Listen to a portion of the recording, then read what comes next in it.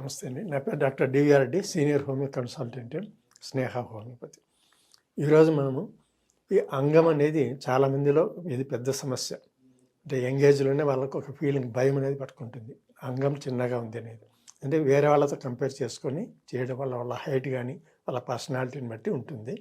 రెండవది వచ్చేసి మానసికంగా భయం. దానివల్ల కూడా సరైన రక్త ప్రసరణ, అది చిన్నదా పెద్దదా అనేది మ్యాక్సిమం అందరికీ 99% మినిమం నార్మల్ సైజ్ ఉంటుంది వాళ్ళ హైట్ని బట్టి. సో దాని నుంచి భయం పక్కకు పెట్టేసి ఎందుకు సన్నగా ఉంటుంది. తర్వాత వేరే డిసీజెస్ ఏమైనా ఉన్నాయా, పైరోనిస్ డిసీజ్ అనేది ఉంటే దానివల్ల కూడా లోపల స్కార్ ఏర్పడి అంగం అనేది బెండ్ అయిపోతుంది అనమాట. బెండ్ అయినప్పుడు సైజ్ చిన్నగా అనిపిస్తుంటుంది.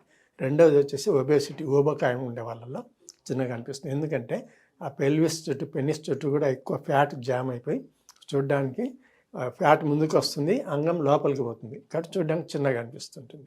అంతేగాని నార్మల్గా అయితే నార్మల్ సైజే ఉంటుంది. ఇంకోటి భయం వలన రక్త ప్రసరణ తగ్గుతుంది. ఎప్పుడైతే రక్త ప్రసరణ, ఎందుకంటే ఇది ఎమోషన్స్కి రిలేటెడ్ ఉంటుంది. మన మనసుకు ఏం ఉంటుందో ఆ ధైర్యం ఉంటే బ్లడ్ ఫ్లో పెరుగుతుంది. కాన్ఫిడెన్స్ అనేది చాలా ఇంపార్టెంట్. కాన్ఫిడెన్స్ లేని వాళ్ళల్లో చిన్నగా ఉందనే భయం పట్టుకుంటుంది. ఆ భయం వలన వచ్చే రక్త ప్రసరణ కూడా తగ్గిపోతుంది ఆటోమేటిక్గా. దీనివల్ల కూడా సైజ్ కొంచెం తేడా ఉంటుంది, పెద్దలా ఉండదు. 1 mm 2 mmలో తేడా వస్తుంటుంది అంతే. కానీ ఆ భయం అనేది పెద్ద భూతం, దాన్ని పక్కకు పెట్టేసాను ఫస్ట్. తర్వాత వచ్చేసి స్మోకింగ్, ఆల్కహాల్ ఏమైనా ఉందా, ఇట్లాంటివి ఏమైనా ఉన్నా కూడా పక్కకు పెట్టేసాను.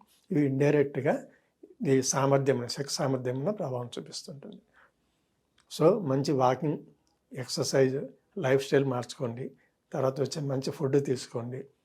ఎక్కువగా మజిల్ అనేది చాలా ఇంపార్టెంట్. గ్రోత్, పరిమాణం పెద్దగా ఉండడం, రెండవది గిర్త్ అంటారు దాన్ని, అంటే వెడల్పు ఉండడం. ఈ రెండు కూడా చాలా ఇంపార్టెంట్. ఈ రెండుకి కూడా మజిల్ అనేది చాలా ఇంపార్టెంట్. దానికి బ్లడ్ సప్లై కరెక్ట్గా ఉండాలి. ఎప్పుడైతే బ్లడ్ సప్లై తక్కువ ఉంటుందో ఆటోమేటిక్గా ఆ సైజ్ అనేది తగ్గుతుంది. అప్పుడు సాటిస్ఫాక్షన్, భయం అనేది నెగిటివ్ మార్కింగ్ వెనక్కి లాగుతుంటుంది. ఇంతకుముందు మనం చెప్పినట్లుగా ఆ ఫోబియా పెట్టుకోవద్దు. అంటే ఇది ఇట్లా ఉంది అనే ఫీలింగ్ పెట్టుకోకుండా మంచి diet, life style, exercise, walking ఇవన్నీ చేసి మంచి నిద్రపోవడం. నిద్ర కూడా ఉంటే హార్మోన్స్ అనేది కరెక్ట్గా రిలీజ్ అవుతుంది. ఎప్పుడైతే టెస్టోస్టెరాన్ తగ్గుతుందో ఆటోమేటిక్గా కోరిక తగ్గుతుంది, సైజ్ కూడా తగ్గే అవకాశం ఉంటుంది. అది ఏజ్ని బట్టి కూడా ఉంటుంది. ఈ 50+ తర్వాత 20 ఏళ్ళ మాదిరి ఉండాలంటే కష్టం కొంచెం. కానీ ఏదైనా మానసికంగా ధైర్యంగా ఉండి, అంటే నెగటివ్ థాట్స్ రాకుండా మంచి నిద్ర, మంచి ఆహారం, తర్వాత నేను చెప్పినట్లుగా ఈ ఎక్సర్సైజ్లు కానీ ఇలాంటివి చేయడం వల్ల మజిల్ స్ట్రెంగ్త్ పెరుగుతుంది. దానివల్ల పెద్ద ఎరెక్షన్స్ అనేది కరెక్ట్గా వస్తాయి. అప్పుడు ఈ ఫీలింగ్ అనేది రాదు. కాబట్టి భావోద్వేగం చాలా ఇంపార్టెంట్. దాన్ని కంట్రోల్లో పెట్టుకోండి, అన్నీ కరెక్ట్గా ఉంటాయి. నమస్తే అండి.